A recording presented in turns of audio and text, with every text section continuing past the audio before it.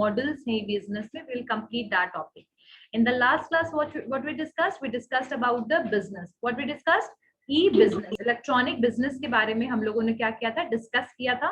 आज हम उसके कुछ मॉडल्स को देखेंगे. So what are the various models of the e-commerce? कौन-कौन से मॉडल्स हैं ई-कॉमर्स के? आई थिंक ई बिजनेस हो चुका था लास्ट क्लास में, राइट है ना? ई कॉमर्स हो रहा था, सॉरी. सो ई कॉमर्स जो थे उसमें हम लोगों ने चार तरीके, चार बेसिकली हमने इसमें मॉडल्स देखा था.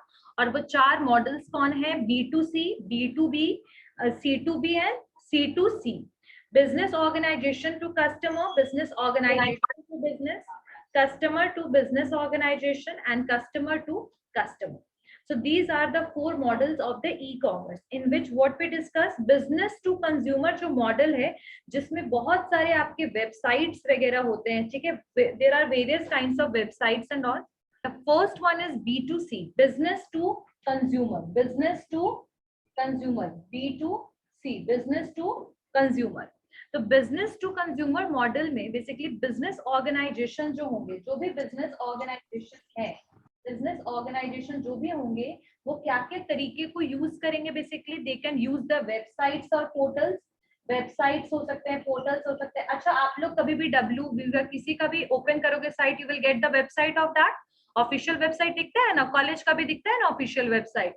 So we can say what we can see in the business organization क्या यूज करता है? वेबसाइट वगैरह यूज करता है, पोर्टल्स वगैरह उसके होते हैं. साथ साथ में they can also use some multimedia clippings वगैरह को यूज करता है, कैटलॉग्स को यूज करेगा, प्रोडक्ट कॉन्फ़िगरेशन को दिखाएगा, ठीक है? एंड कस्टमर मतलब बहुत सारी चीजों से वो क्या करता है, कस्टमर तक प्रोडक्ट की इंफॉर्मेशन को पहुंचाता है, कस्टमर्स को क्या करता है, परसुएड करता है, कस्टमर को इन्फ्लुएंस करता है, इन शॉर्ट, ठीक है? कोई भी नया कस्टमर जो है जब भी वो कभी भी इंटरेक्ट करेगा साइट के साथ, मान लीजिए कि लवली है, उन्होंने कोई फर्स्ट टाइम कोई प्रोडक्ट को खरीदना है, उन्होंने साइट को ओपन किया, ठीक है? They will use the interactive order processing system for the other placements. और यहाँ पर आप क्या कर सकते हो, if you have any query, मान लीजिए कि आपको एक मोबाइल फोन लेना है, आपने वेबसाइट ओपन किया, मान लीजिए एप्पल का फोन लेना है, मान लीजिए ऐसा, तो ऐसे केस में what we can do, we can do in that case, we can open the website and if we have any kind of query, what kind of facility we have, that we can talk to the customer executive. यानी कि interactive तरीके से हम क्या कर सकते हैं, product को परचेज कर सकते हैं, ठीक है? लेकिन ये परचेज प्रोसीजर हो कैसे रहा है? Because of the various websites and portals which is available by company for whom, for customers, right? तो अब यहाँ पर जो डिलीवरी सिस्टम है, बेसिकली कस्टमर तक पहुंचाने का, प्रोडक्ट पहुंचाने का जो डिलीवरी सिस्टम वगैरह जो भी है, ये सारा का सारा किसके थ्रू हो रहा है? यहाँ इलेक्ट्रॉनिक मीडियम के थ्रू, ठीक है? इन B2C में क्या क्या चीजें हम कर सकते हैं, मतलब B2C में क्या क्या तरीके से इंफॉर्मेशन को शेयर किया जाता है? सो ऑर्गेनाइजेशन का कुछ मैनुअल्स वगैरह, डाटाबेस वगैरह प्रोवाइड करना, बिजनेस का इंफॉर्मेशन प्रोवाइड करना, एम्प्लॉइज को पेमेंट के लिए बहुत सारी कंपनीज यूज करती हैं आपके सॉफ्टवेयर्स को, ठीक है? सो B2C जो मैसेजेस, मतलब B2C जो है ये बेसिकली किस चीज के लिए? फॉर कंज्यूमर के लिए, फॉर कंज्यूमर को प्रोडक्ट को बेटर तरीके से पहुंचाने के लिए, कस्टमर तक इंफॉर्मेशन और नॉलेज पहुंचाने के लिए, ठीक है? अब आते हैं हम B2B में, बिजनेस टू बिजनेस, जहां पर इन्वॉल्वमेंट किसका है? कस्टमर का इन्वॉल्वमेंट नहीं है, लेकिन दो बिजनेस पार्टीज जो है वो क्या है, आपस में इन्वॉल्व है, ठीक है? सो बिजनेस टू बिजनेस जो मॉडल है, इसमें बेसिकली क्या हो रहा है, डीलर डिस्ट्रीब्यूटर टू डीलर हो सकता है आपका, ठीक है? मतलब कह सकते हैं कि यहाँ पर दो पार्टीज जो इन्वॉल्व होंगी वो कस्टमर नहीं होगी. जैसे कि आपके मीडिएटर्स हो सकते हैं, मान लीजिए कि मैन्युफैक्चरर का होलसेलर के साथ, ठीक है? मैन्युफैक्चरर का रिटेलर के साथ, होलसेलर का रिटेलर के साथ, डिस्ट्रीब्यूटर का डीलर के साथ, क्लियर है ना? तो यहाँ पर दो बिजनेस ऑर्गेनाइजेशन आपस में क्या होंगी, इंटरेक्ट होंगी, ठीक है? अब यहाँ पर इंफॉर्मेशन डिलीवरी एप्लीकेशन को हम कैसे यूज करेंगे, क्योंकि देखिए मेन एम क्या है हमारा, इंफॉर्मेशन डिलीवर करना, नॉलेज प्रोवाइड करना. तो what we can do, we can basically issue the business circulars वगैरह. Circulars is something which consist of various involve है ना, तो हम कोई बिजनेस सर्कुलर बेसिकली हम जारी कर सकते हैं, ठीक है? प्रोडक्ट कैटेगरीज, क्या आप ये प्रोडक्ट खरीद सकते हैं, मतलब होलसेलर्स को खरीदना है मैन्युफैक्चरर से, न्यूज क्लिपिंग्स वगैरह दिखाना, मैसेजेस वगैरह दिखाना। साथ साथ में हम ऑर्डर प्रोसेस कर सकते हैं, यानी कि मैन्युफैक्चरर ने ऑर्डर लिया किससे, डिस्ट्रीब्यूटर या होलसेलर से, अब ऑर्डर प्रोसेसिंग कर सकते हैं, पेमेंट प्रोसेसिंग करना, मनी ट्रांसफर करना। All these are the comes under the B2B, मतलब बिजनेस टू बिजनेस में, बिजनेस टू कंज्यूमर में पर्सपेक्टिव में कौन आएगा, लास्ट फाइनल कौन है, कंज्यूमर है, यहाँ पर बिजनेस ही है। ठीक है। नेक्स्ट है C2B, मतलब कंज्यूमर टू बिजनेस, यानी कस्टमर्स जो है इनिशिएट करेगा, कुछ एक्शंस वगैरह लेगा, किसके लिए, basically for the sellers website वगैरह के लिए, सर्वर्स के लिए। ई कॉमर्स एप्लीकेशन में मतलब हम क्या कर सकते हैं कि हमारे पास एक सुविधा होती है, कंज्यूमर के पास सुविधा होती है कि they can also give the feedback about the product, right. So we can say that we can ask the business या ask the company for the particular product and services, we can tell them about the feedback, we can tell them about the experience। ठीक है। so यहाँ पर एक फायदा यही हुआ है आपके ई कॉमर्स से कि यहाँ पर consumer can also raise the voice, they can also tell about the particular type of product, they can tell you about the quality of the product, they can give the feedback as well. ठीक है। अब consumers जो है वो क्या क्या चीजें basically जो है कस्टमर बिजनेस से क्या क्या चीजें बेसिकली डिराइव कर सकते हैं, व्हाट दे कैन डिराइव। ठीक है। So they can give the feedback for the product, यानी फीडबैक दे सकते हैं प्रोडक्ट के बारे में। They can also download the information, ठीक है, इंफॉर्मेशन देख सकते हैं वेबसाइट और पोर्टल से। बैंक बैलेंस हम देख सकते हैं, जिसमें कस्टमर का काम किससे है, बिजनेस के साथ है, right. So what we can do, we can view the bank balance, ठीक है, लाइक बैंक को हम कभी वो यूज करें, we can see the bank balance, right. Next what we can do, we can also download the image manuals, यानी customers are downloading the image manuals, तो इसको भी हम बेसिकली किस में कहेंगे, C2B में। ठीक है। ट्रांजेक्शन से रिलेटेड अगर चीजें हो रही हैं तो क्या क्या चीजें हम देख सकते हैं, रिक्वेस्ट कर सकते हैं हम कोई आइटम के लिए, ट्रैवल एडवांस के लिए, वही फीडबैक भी आ जाएगा, क्रेडिट कार्ड पेमेंट वगैरह करना। तो यहाँ पर what we are the customers are using the electronic process for getting the information और getting the their work done. ठीक है। एंड साथ साथ में we can also cash withdraw कर रहे हैं एटीएम से। So all these all processes in which there are two parties involve, that is customers and business. Now business is not communicating, but the customers are trying to communicate with the business, and they are going to take the help, they are going to purchase the product, they are basically taking the receipt, they are taking the invoice, they are downloading the PDF, they are basically asking for advance ticket. Here the customers are using the electronic medium to connect with the business. यहाँ पर कौन connect हो रहा है, customer किसके साथ, business के साथ कनेक्ट हो रहा है। क्लियर होगी। दूसरे में क्या था, बिजनेस ही किसके साथ कनेक्ट हो रहा है, बिजनेस के साथ। और एक में क्या था, बिजनेस के साथ कनेक्ट हो रहा है कस्टमर के साथ, जैसे कि वो अपने वेबसाइट्स वगैरह बनाना, क्लिप्स दिखाना, प्रमोट करना product. So all these are the part of the B2C, business to consumers. Next point is like C2C। C2C जो है उसमें मान लीजिए दो पार्टीज हो सकते हैं, कस्टमर टू कस्टमर कहते हैं हम इसको। ठीक है। कस्टमर टू कस्टमर में मॉडल में क्या होगा कि कस्टमर पार्टिसिपेट करेंगे in the process of selling buying through the auction website, यानी यहाँ पर दो कस्टमर ही इन्वॉल्व रहेंगे कहीं ना कहीं, मतलब कस्टमर्स इन्वॉल्व रहेंगे, कोई बिजनेस ऑर्गेनाइजेशन इन्वॉल्व नहीं रहेगा।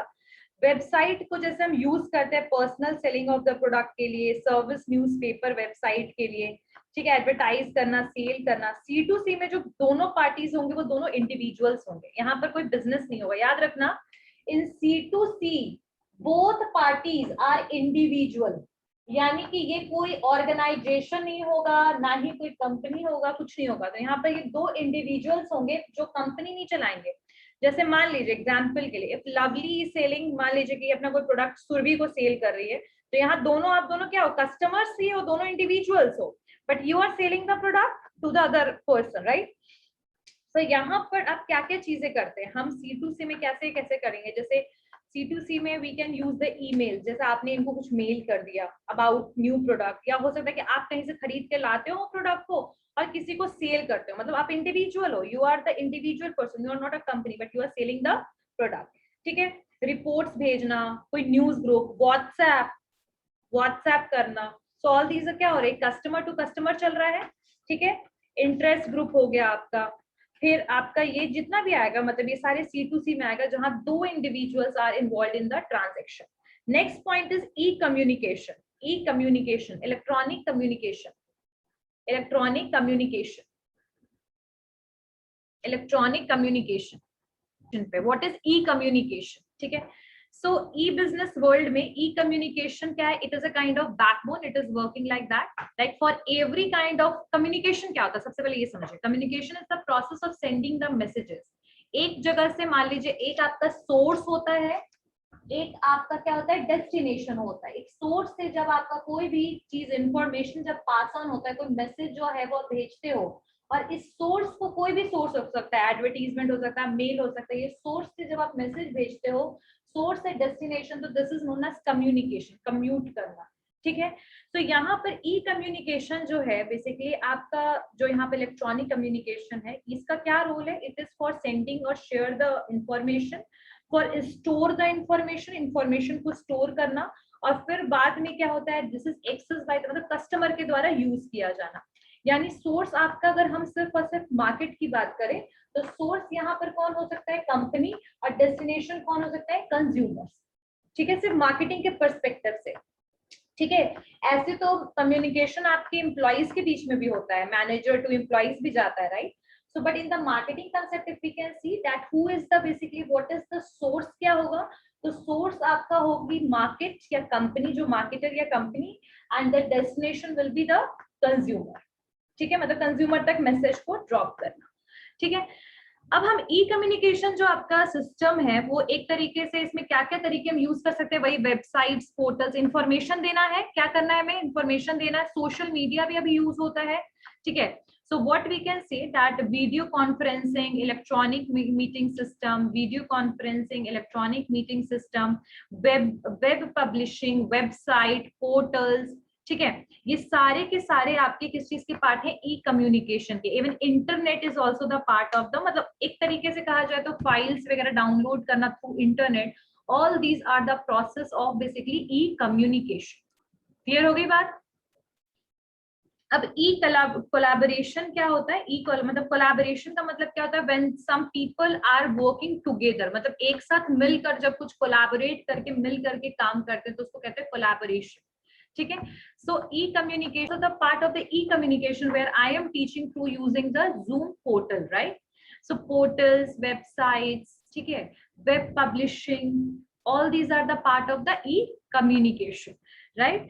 And e-communication जो है that become more and more usable nowadays because of the internet की वजह से हम ज्यादा उसको use कर रहे हैं, ठीक है, and because of the technologies, because if there is a internet we have so many technology as well, like Zoom is a one of the technology, right? Microsoft Team is a one of the technology for using it for the teaching purpose, right?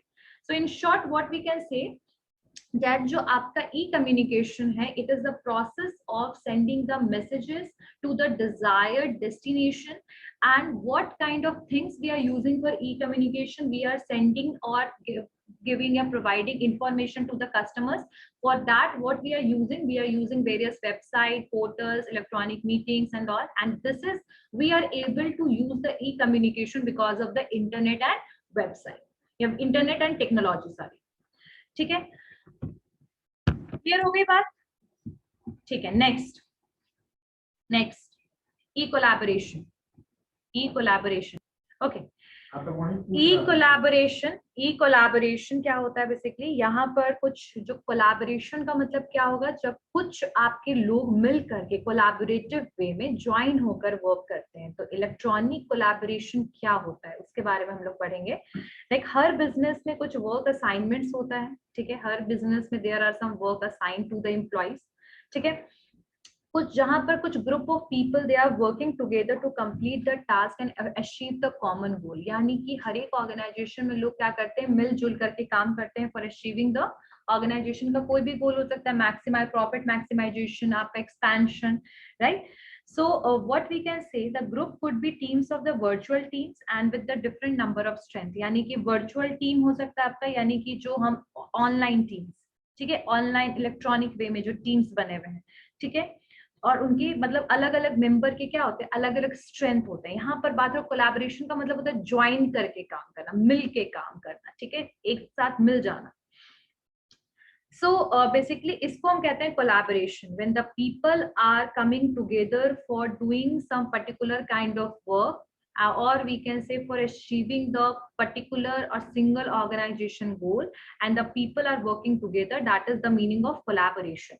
ठीक है, जो collaboration है वो अब possible हो गया है किससे, आपका ई टेक्नोलॉजी से, यानी इलेक्ट्रॉनिक मीडियम के through you can easily able to collaborate.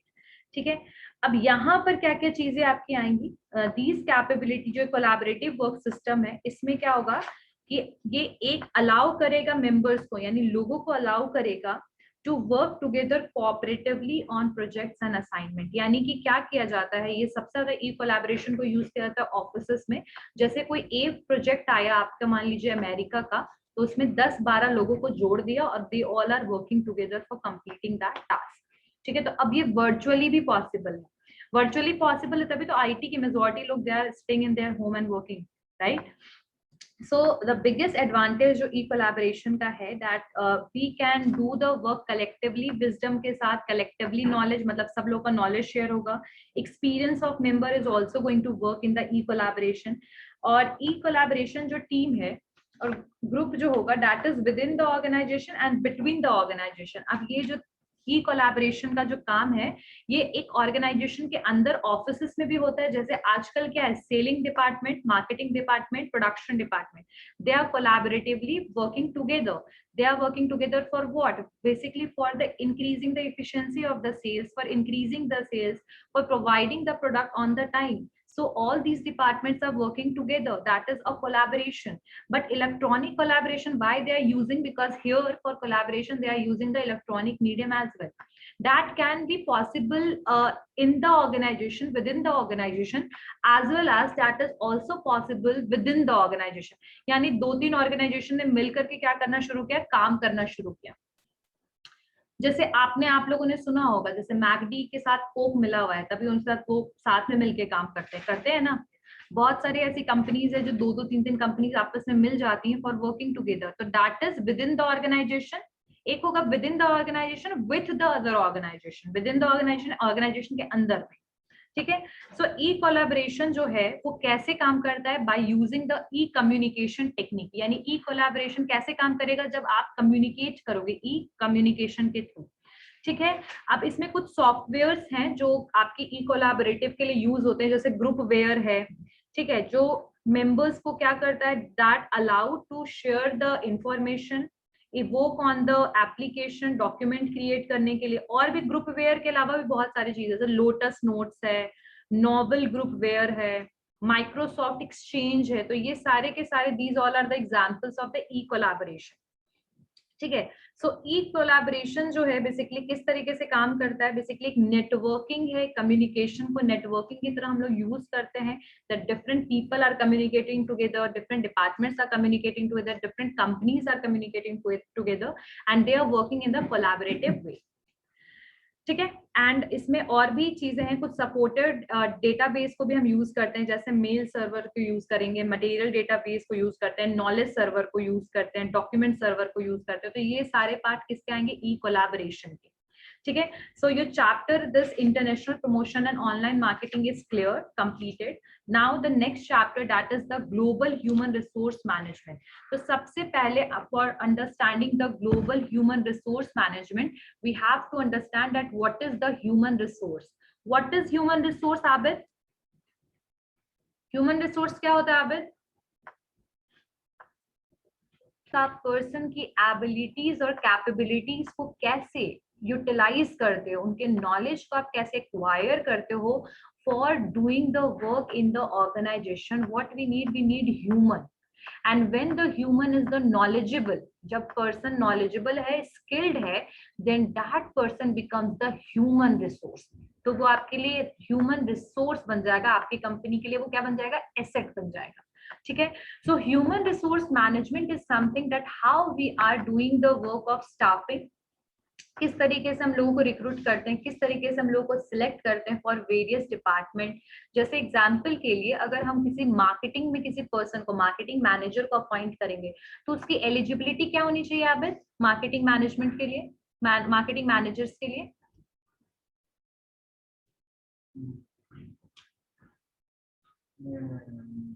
क्या होनी चाहिए एलिजिबिलिटी मार्केटिंग मैनेजर्स के लिए?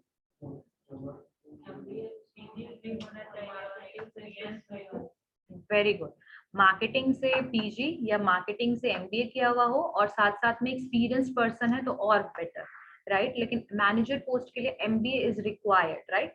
तो what we can say that for recruiting the people for doing the staffing work, staffing का काम किसका होता है? ह्यूमन रिसोर्स डिपार्टमेंट का होता है, जो लोगों से जैसे सैलरी पे करना, लोगों को रिक्रूट करना, कंपनीज की पॉलिसीज बताना, उनको अपॉइंटमेंट लेटर्स देना, ये सारा का सारा काम किसका होता है? एचआर का होता है, ह्यूमन रिसोर्स को जो देखते हैं, राइट। अब जैसे अगर अभी आप लोग की हम लोग के कॉलेज में प्लेसमेंट के लिए जब कंपनीज आई तो वो किसका सेक्टर है प्लेसमेंट देखना? ह्यूमन रिसोर्स का, right. So we can say this like recruiting करना या फिर उनको बेसिकली अपॉइंट करना किसी भी लोगों को कंपनी के with in, that is not the short process but इसमें बहुत टाइम टेकिंग प्रोसेस है, राइट। एलिजिबिलिटी चेक करना पड़ता है, ठीक है, स्किल्ड कितना है, एक्सपीरियंस कितना है, so all these things we need to check.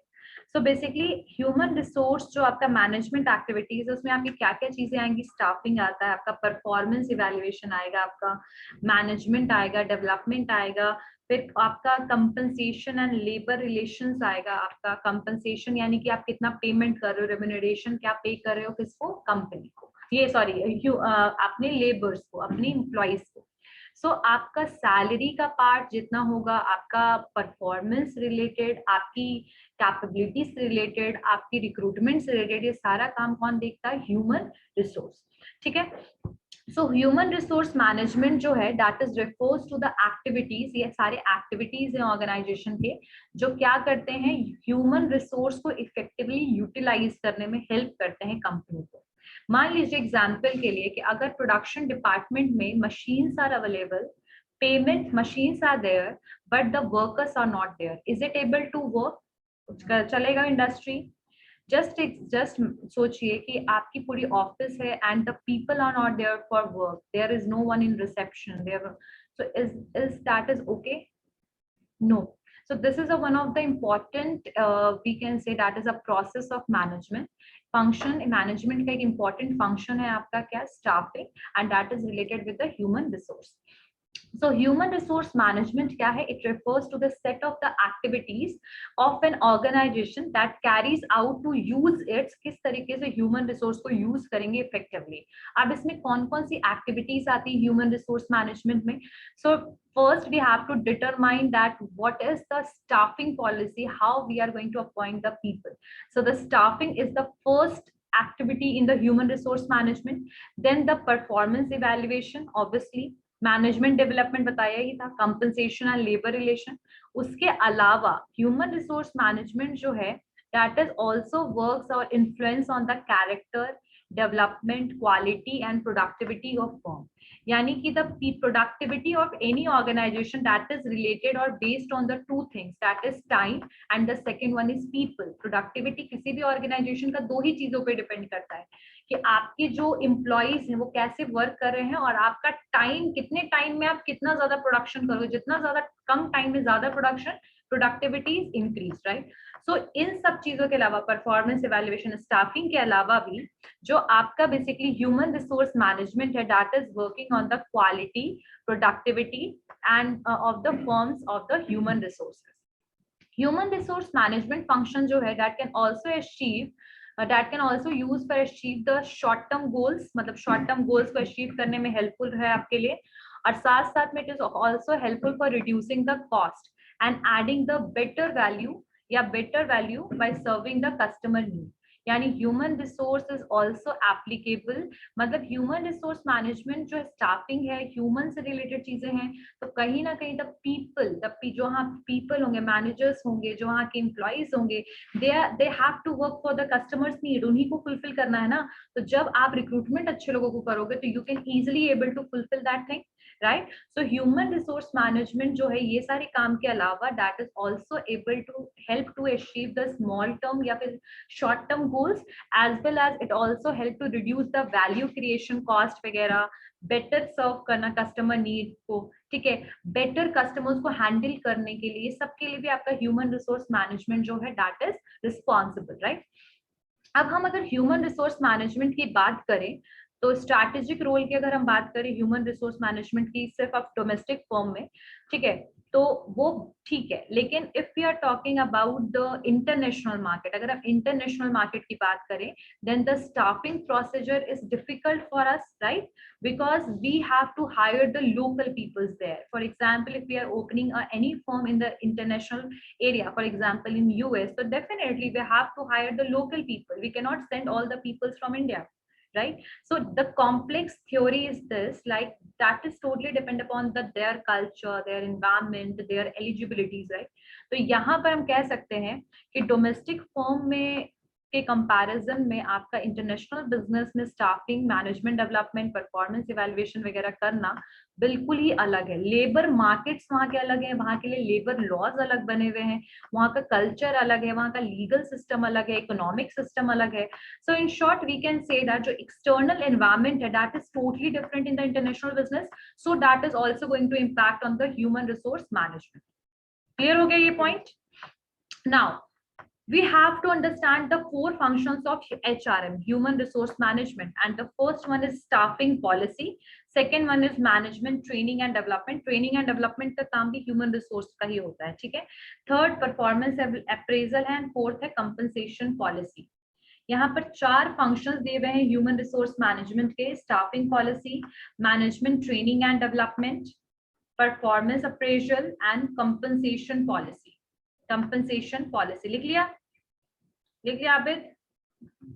चलिए okay, next one, the first one is the staffing policy. तो पहला स्टाफिंग पॉलिसी का मतलब क्या होगा? In staffing policy it is concern toward the selecting the employees. किस चीज के लिए हमें काम करना है? यहाँ पर एम्प्लॉइज को सिलेक्ट करना है, right, for the particular job, जो मैंने आप लोगों को पहले ही बताया।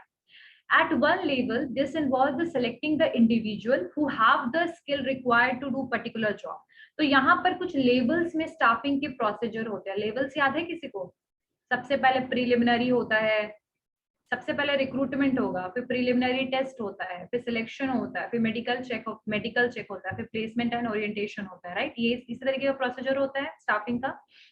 तो एक लेवल पे what we have to do, at one level we have to select the individual. हमें इंडिविजुअल को सिलेक्ट करना है, उसके स्किल्स को देखना है, उसके एक्सपीरियंस को देखना है कि वो पर्टिकुलर जॉब के लायक है या नहीं, यानी वो जॉब वो पर्टिकुलर पर्सन कर पाएगा या नहीं कर पाएगा। अब कोई सेल्स के जॉब के लिए हमें क्या चाहिए होता है? मार्केटिंग का नॉलेज, राइट, सेलिंग का नॉलेज। क्लियर हो गया ना? होता है ना? तो यहाँ पर एक लेवल पे what we have to do, we have to involve for the selecting the individual that this person या this person is suitable for doing this job or not. So we have to first think about the suitability, ठीक है? Second, another level पे क्या होगा? The staffing policy जो है that can also help in that it work as a tool for developing and promoting the corporate culture. Corporate culture का मतलब क्या है? That is related with the norms, that is related with the policies, और that is related with the system with in the organization, right?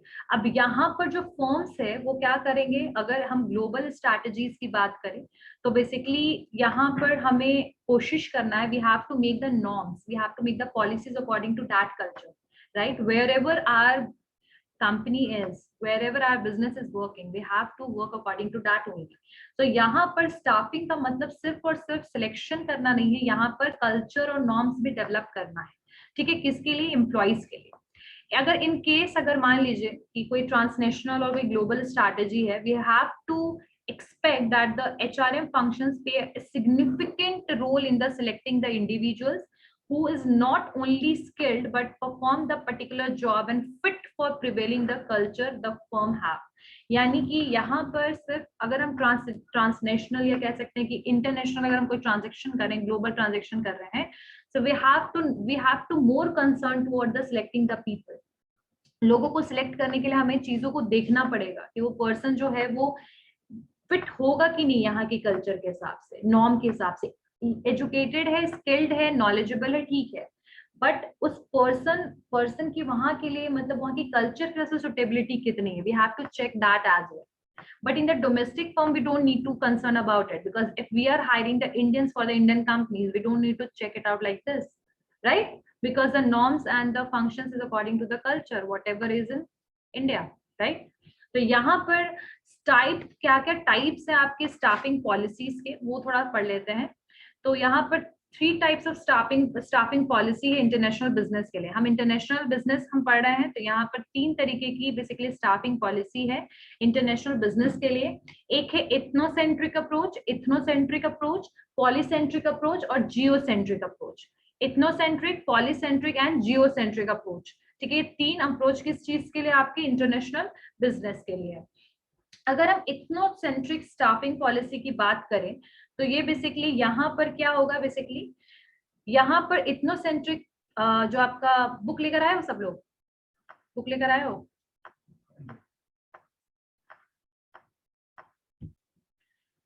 So type of staffing policy में सबसे पहला है आपका इथनोसेंट्रिक और स्ट्रैटेजिक एप्रोप्रिएटनेस। इंटरनेशनल के हिसाब से हम देख रहे हैं एडवांटेजेस क्या है इसका और डिसएडवांटेजेस क्या है। इसको पढ़ने से पहले इथनोसेंट्रिक स्टाफिंग पॉलिसी क्या है वो पढ़ते हैं। तो इथनोसेंट्रिक स्टाफिंग पॉलिसी जो है एक मैनेजमेंट पोजीशन होगा which is filled by the parent country nationals, यानी जो आपकी पेरेंट कंपनी जहां की भी होगी ना उस हिसाब से आप स्टाफिंग करोगे। Like we will do the staffing work according to the parent country nationals. ठीक है, मतलब पेरेंट्स जिस तरीके से पेरेंट कंट्री का जो स्टाफिंग प्रोसीजर होगा they are going to follow in the another country as well. ठीक है, अब इसके लिए मैं बता दूं such a practice spread at one time in the firm, जैसे प्रॉक्टर गैम्बल हो गया, प्रॉक्टर एंड गैम्बल्स हो गया, फिलिप्स एनवी हो गया।